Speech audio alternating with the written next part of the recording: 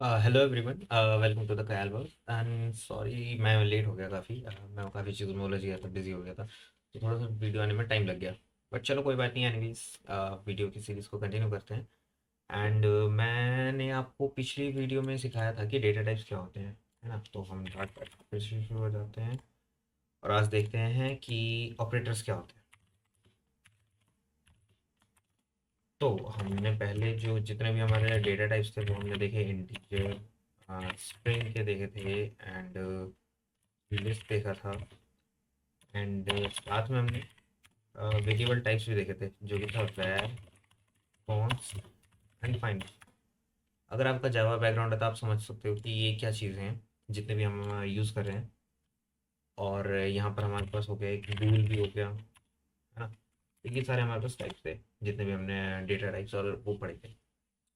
आज मैं आपको इसमें ऑपरेटर्स के बारे में पढ़ाऊंगा। ऑपरेटर्स ऑपरेटर्स क्या हैं, कैसे होते हैं, तो मैं उसमें से नोट करवा देता हूँ कि जो जो जो मैं आज यूज़ करूँगा।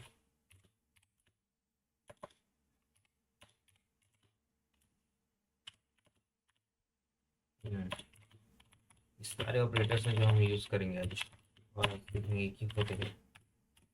अच्छा, आपके फंक्शनलिंग जो होते हैं, फंक्शनल ऑपरेटर्स जो होते हैं आपके, वो आपके होते हैं plus, addition, subtraction, multiplication and division.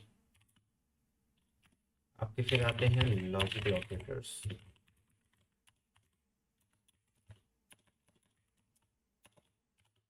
जिसमें आपका आता है लॉजिकल लॉजिकल लॉजिकल एंड, जो होता है आपका डबल एम्परसेंड एक होता है, और होता है इसके साथ साथ लॉजिकल, और जो आपका होता है डबल पाइप्स, एंड एक और होता है जो होता है लॉजिकल लॉजिकल नोट, जो आपका होता है एक्सक्लेमेशन मार्क। ये आपके तीन वो होते हैं, लॉजिकल ऑपरेटर्स होते हैं। बस तो इसी के बारे में आज हम देखेंगे कि आपका एक जैसे कि हम इंटीजर ले लेंगे, इंटीजर कंटेनर में ए ले लेंगे, ए को डिक्लेयर कर देंगे आज 10 से। जैसे कि हमने एक कंटेनर में 10 की वैल्यू ले ली है, और इंटीजर बी ले लिया हमने, लेट्स से प्रिंट में ए प्लस बी। पहली लाइन में हम ये प्रिंट कर लेंगे,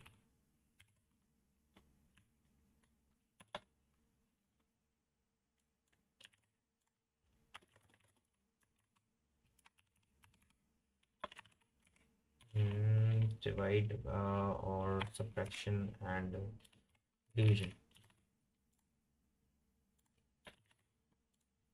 चलिए इसमें आपको देखने हैं, हम रिजल्ट देखेंगे। रिजल्ट में ओके, 10 + 4 14, नो डाउट 14 आ गया।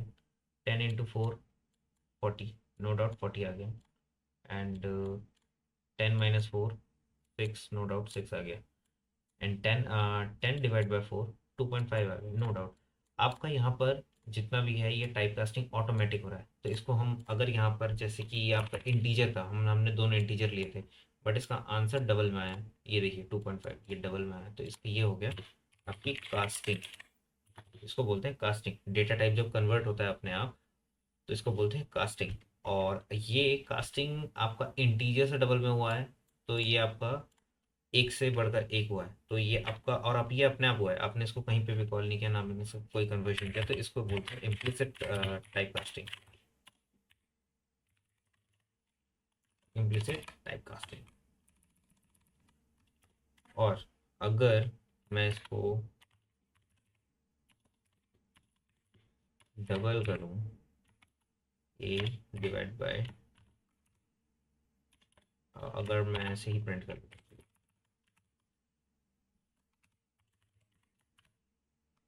अगर मैं इसको ऐसे ही प्रिंट करता हूँ डबल ए करके, ओके, मुझे ऐसे ये कंपाइलर इसका अलाउ नहीं कर रहा है। बट अगर आप ज़बरदस्ती किसी को टाइप कास्ट करते हैं तो वो होता है आपका एक्सप्लिसिट टाइप कास्टिंग।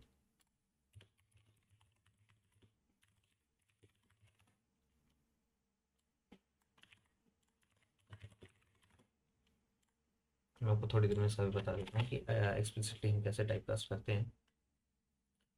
अच्छा, तो हम इसमें थोड़ा और आगे बढ़ते हैं कि टाइप कास्टिंग हम कैसे किया जाए। ओके, हमारे पास यहाँ पर होता है टाइप कास्टिंग में, डार्ट में होता है 2 डबल, हाँ ऐसे करके हम टाइप कास्टिंग करते हैं। इसमें रैपर क्लासेस यूज हो सकती हैं। तो ये हमारा ये जो है ये नंबर स्टोर डबल में आया है। अगर मैं आपको इसको कॉपी करके दिखाऊं, double new rap equal to two two double, शायद ये प्रिंट जीरो प्रिंट ना करें। New rap two new rap plus 0.1।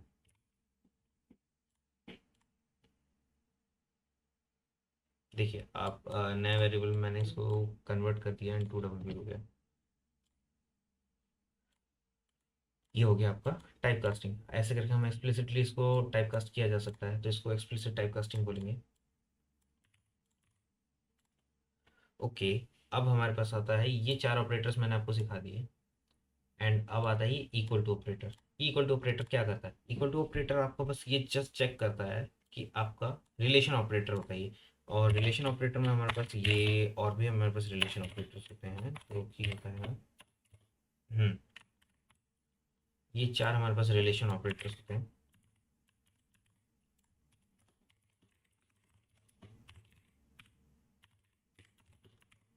ये 4 हमारे पास रिलेशन ऑपरेटर्स होते हैं। सबसे पहले वाला ये जस्ट ये जो भी रिलेशन ऑपरेटर्स होते हैं ये हमेशा रिटर्न करते हैं बूलियन वेरिएबल। बूलियन हमें रिटर्न करते हैं। बूलियन में हमारे पास ये जैसे कि आगे इक्वल टू इस दोनों का मतलब होता है कि ये दोनों अगर हम इन दोनों के बीच में कंपैरिजन कर रहे हैं तो ये आपस में इक्वल है कि नहीं। जैसे कि मैं अगर इसको कमेंट करके मैं आपको दिखाऊँ, ए इक्वल टू बी, क्या ये दोनों आपस में इक्वल हैं? जस्ट देखते हैं। फॉल्स, ये हमें बूलियन रिटर्न करेगा जो कि हमारे पास फॉल्स आया। ओके, अगर हमारे पास ये वाला आता है is less than equal to, तो इसका मतलब है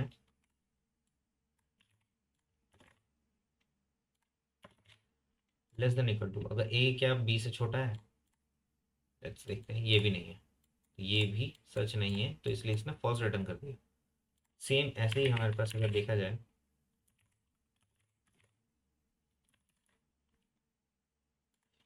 क्या ए बी से बड़ा है?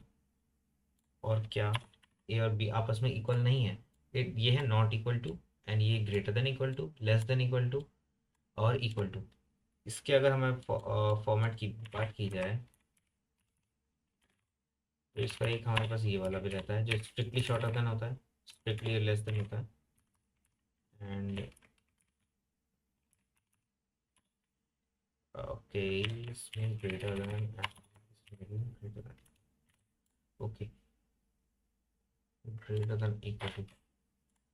ये हमारे पास रहता है कि जो ए और बी के अगर ये दोनों आपस में इक्वल भी हैं तो भी ये ट्रू रिटर्न करता है, बट ये लेस देन जस्ट जैसे ही लेस देन भी होगा वो भी ट्रू रिटर्न करेगा। तो ये हमारे पास लिमिट आती है। अगर आपने सेट्स पढ़े हैं तो, या फिर आप समझ लीजिए कि ए की जो रेंज होगी वो बी तक को टच करेगी। स्टार्ट होगा बी से एंड बी तक टच करते हुए एंड होगा। और ये होता है सिर्फ और सिर्फ बी का रेंज।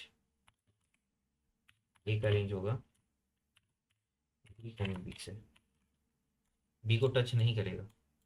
वैसे ही इसका रेंज भी वैसे अपोजिट रहेगा, बट ये आपका बी को टच करेगा। अगर ये ए और बी आपस में इक्वल हैं तो भी ये ट्रू रिटर्न करेगा। ये दोनों कंडीशन में ऐसा करेगा, बट ये लेस देन होना चाहिए और ये ग्रेटर देन होना चाहिए। लेट्स सपोज हम अगर इसको आंसर प्रिंट करते हैं तो देखिए ए और बी के इक्वल टू है नहीं, फॉल्स आ गया। लेस देन इक्वल टू है तो ये भी फॉल्स आ गया। ए की वैल्यू 10 और बी की वैल्यू 4, तो हमारे पास ये फॉल्स आना चाहिए। लेस देन ए बी से लेस देन है, लेस देन है और नहीं है, तो ये भी फॉल्स आ गया हमारा। उसके बाद हमारे पास आता है A greater than B equal to. Okay, A और बी में से ए कैपिटल बड़ा है तो हमने उसका ट्रू रिटर्न आ गया। वही सेम चीज़ अगर ए और बी से बड़ा है तो वही सेम चीज़ ट्रू आ गया। ओके, यहाँ पर ए और बी आपस में इक्वल नहीं है तो इस चीज़ का भी यहाँ पर ट्रू आ गया। ओके, अगर मैं बी की वैल्यू लेट सपोज 10 ही ले लेता हूँ तो हमारे पास क्या आंसर आएगा? जस्ट बहुत सारे चेंजेस आए हैं, जैसे कि ए और बी आपस में इक्वल है, ट्रू। ए और B less than equal to, less than हो या फिर इक्वल हो तो ये ट्रू, इक्वल तो है ही, लेस देन नहीं है तो वो कम से कम इक्वल तो है ही, इसलिए ये ट्रू आया। बट ये वाला ये फॉल्स आ गया, क्यों? क्योंकि यहाँ पर ये स्ट्रिक्टली लेस देन होना चाहिए, वो बी को टच नहीं करना चाहिए, बी और ए कभी इक्वल नहीं हो सकते इस कंडीशन में, तभी ये इसके लिए होता है। ओके, और ए को ग्रेटर देन बी होना पड़ेगा, तो इसके लिए आ गया हमारे पास ये ट्रू। ए और बी ग्रेटर देन नहीं है बट इक्वल टू तो है, तो इसलिए ये ट्रू रिटर्न कर रहा है। उसका बाद आता है प्रिंट हमारा ए बी से बड़ा है, फॉल्स, क्योंकि ये स्ट्रिक्टली बड़ा होना चाहिए इसलिए ये नहीं हुआ। ए और B not equal to, not equal to है, अगर ए और बी अलग अलग हैं तो ही इसको ट्रू रिटर्न करेगा, अदरवाइज ये फॉल्स आ जाएगा जैसे इस कंडीशन में आया है। ओके, तो हमारे पास इतना भी आ गया, आपको यहाँ तक आ गए, ये हमारे हो गए रिलेशनल ऑपरेटर्स, ये हमारे हो गए रिलेशनल ऑपरेटर्स। अब हम आ जाते हैं सीधे नीचे, लॉजिकल ऑपरेटर्स। लॉजिकल ऑपरेटर्स क्या करते हैं कि आपको मल्टीपल कंडीशंस को मर्ज करने के लिए काम आता है। अगर आप, जैसे कि मैं आगे आपको इफ एल्स और वो सब सिखाऊंगा जिसमें कि कंडीशन हम चेक करते हैं, हर मोड मोड पे हम कंडीशन को चेक करते हैं, तो उस पे उस कंडीशन को बनाने के लिए हमें लॉजिकल ऑपरेटर बहुत ज़्यादा चाहिए होता है। जब हमें मल्टीपल कंडीशंस पे हम रिलाई करते हैं तो हम मल्टीपल कंडीशंस को मर्ज भी करना पड़ेगा, तो इसलिए हमारे पास तीन ऑपरेटर्स आते हैं जो लॉजिकल एंड, लॉजिकल और लॉजिकल नॉट होता है। मैं तीनों का फंक्शनलिटी बताता हूँ, जैसे कि ए एंड बी। ओके, अब मैं प्रिंट करता हूँ जैसे कि ए इक्वल टू बी हो, और इसमें मैं एक, मेरे पास दो कंडीशन है, प्रिंट ये भी होना चाहिए, प्रिंट ए इक्वल टू 10 भी होना चाहिए। मेरे पास दो कंडीशन है, तभी मैं एक चीज़ का मैं आगे फ्लो बढ़ा पाऊंगा। दोनों ट्रू आ रहे हैं बट ये अलग अलग है। मुझे अगर सेम स्टेटमेंट में मुझे इस चीज़ को लिखना पड़ेगा तो मुझे यहाँ पर ऐड करना पड़ेगा एंड ऑपरेटर। अगर ए और बी आपस में इक्वल हैं, जो कि हैं अभी इस मोमेंट में, और ए 10 के इक्वल है, दोनों कंडीशन सेटिस्फाई कर रही है, एंड का मतलब होता है कि दोनों कंडीशन या फिर जितने भी मल्टीपल कंडीशन होंगे एंड के आसपास, उन दोनों को ही ट्रू होना पड़ेगा, तभी वो उस केस में रिटर्न करेगा true, otherwise it will return false. तो अब इसने ट्रू रिटर्न किया है, बट अगर मैं इसको यहीं पर ही, एक कंडीशन अगर हमारी फॉल्स हो जाती, ए अगर 9 के इक्वल टू नहीं है, जो कि एक्चुअल नहीं है, और यहाँ पर इक्वल है ये चेक कर रहा है, तो ये फॉल्स रिटर्न करेगा और ये ट्रू रिटर्न करेगा, बट यहाँ पर हमें फॉल्स मिलेगा। ये होता है ट्रू का। ट्रू के लिए मैं आपको टेबल बना के दिखा सकता हूँ, जैसे कि अगर एक कंडीशन ट्रू है, सेकंड कंडीशन फॉल्स है, तो उसका आएगा फॉल्स। अगर पहली कंडीशन फॉल्स है फिर दूसरी कंडीशन ट्रू है, फिर भी आएगा फॉल्स।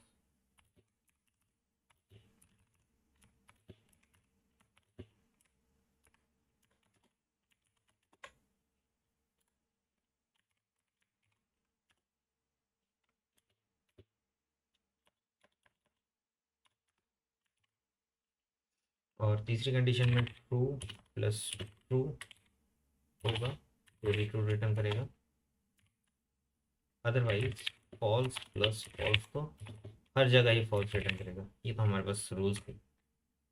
ये हो गया लॉजिकल एंड के लिए।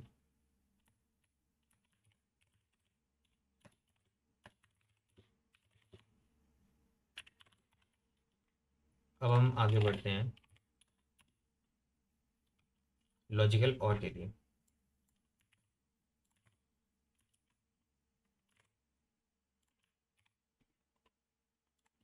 लॉजिकल और ऑपरेटर मैंने आपको बताया था कि ये डबल पाइप से रिप्रेजेंट किया जाता है, तो वैसे ही हम यहाँ पर डबल पाइप लगा देंगे।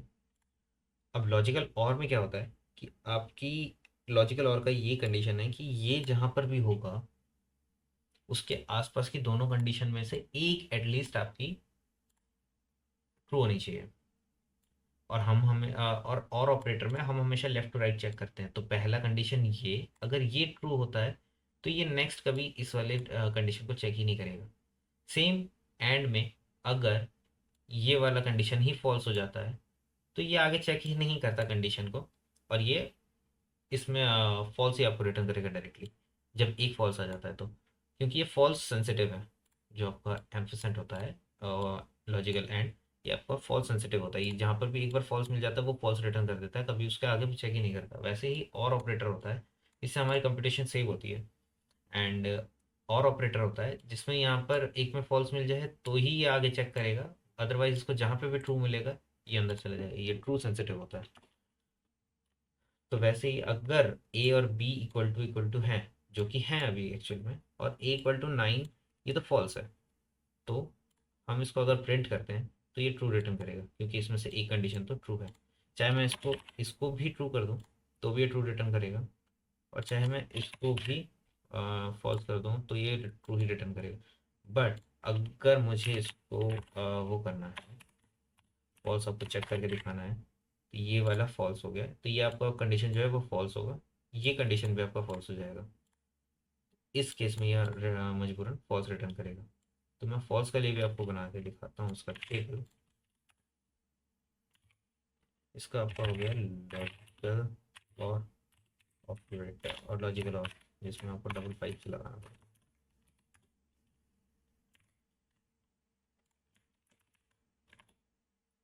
इसमें ट्रू फॉल्स होगा तो भी ट्रू रिटर्न करेगा, फॉल्स ट्रू होगा तो भी ट्रू रिटर्न करेगा, ट्रू ट्रू होगा तो भी ट्रू, और फॉल्स फॉल्स होगा तो फॉल्स देना ही पड़ेगा उसको मजबूर। ये होता है आपका लॉजिकल और ऑपरेटर। ओके। ओके, अब आता है हमारे पास logical not operator. Logical not operator में आपको कभी कभार कंडीशन ऐसी पड़ जाती है कि हमें कंडीशन में ये दिखना होता है कि ये कंडीशन फॉल्स आ रही है कि नहीं।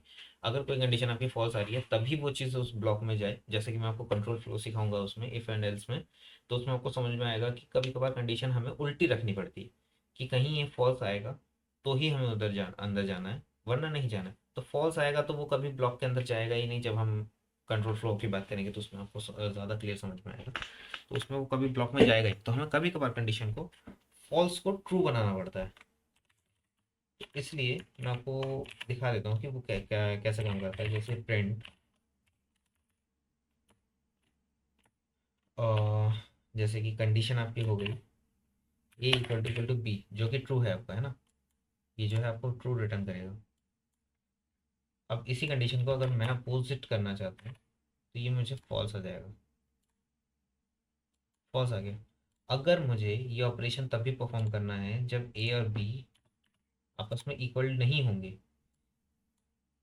अगर जैसे मुझे चाहिए कि ए और बी जब इक्वल नहीं होंगे तभी मुझे ट्रू चाहिए होगा, बट ये तो मुझे फॉल्स दे रहे हैं। तो इसलिए मुझे इस चीज़ को अपोज करने के लिए मुझे एक्सक्लेमेशन मार्क लगाना पड़ेगा, जो कि लॉजिकल नॉट ऑपरेटर है। तो ये मुझे ट्रू रिटर्न करेगा जो कि मुझे चाहिए। तो इसी चीज़ को कंटिन्यू करते हुए हमारे पास लॉजिकल नॉट भी ख़त्म हो जाता है। इसमें ज़्यादा कुछ है नहीं, तो आपके पास कोई टेबल की आपको ज़रूरत नहीं पड़ेगी। इसमें जस्ट इसको अपोजिट कर देता है। तो ये लॉजिकल नॉट बहुत ही छोटा है। इनकी प्रेसिडेंस से बहुत हाई होती है, सॉरी लो होती है। इनकी प्रेसिडेंस ज़्यादा हाई होती है, जो भी आपके फंक्शनल ऑपरेटर्स होते हैं। तभी आपका फंक्शनल ऑपरेटर पहले परफॉर्म होता है लॉजिकल ऑपरेटर से पहले। But for the safety purpose हमें हर कंडीशन को ब्रेसेस में का नॉर्मल ब्रेसेस में ब्लॉक कर देना चाहिए, जिससे कि उसका एग्जीक्यूशन ही प्रॉपर तरीके से हो सकता है किसी ऑपरेटर का प्रेसिडेंस इससे लोअर हो लॉजिकल ऑपरेटर, या फिर किसी भी कंडीशन में लॉजिकल ऑपरेटर पहले परफॉर्म हो रहा हो। तो उस इसी रीज़न की वजह से हमें हर ऑपरेशन को ब्रैकेट में एनक्लोज करना चाहिए। जैसे हमने यहाँ पर एंड और नॉट को किया, इनको हमें ब्रैकेट में एनक्लोज करना चाहिए। ऐसे कंडीशन हमें डिफाइन करनी चाहिए। Thank you for this video. और नेक्स्ट वीडियो में हम सीखेंगे कि कंट्रोल फ्लो क्या होता है। एंड और भी अगर कोई ऑपरेटर बच गए हो तो आप कमेंट सेक्शन में डाल सकते हैं। मैं उसके लिए भी कुछ आपको प्रोवाइड कर दूंगा। Thank you.